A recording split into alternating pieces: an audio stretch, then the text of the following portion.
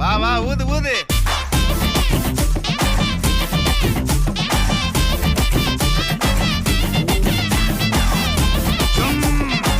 Coffee review Rachana. வாங்க போடிங்க. நல்லா ஹானஸ்ட் ரிவ்யூ என்ன அப்படின்னா, ரொம்ப கசப்பு பிடிக்குன்றவங்களுக்கு வந்து இந்த ஸ்டார்பக்ஸ் காஃபி பிடிக்கும்.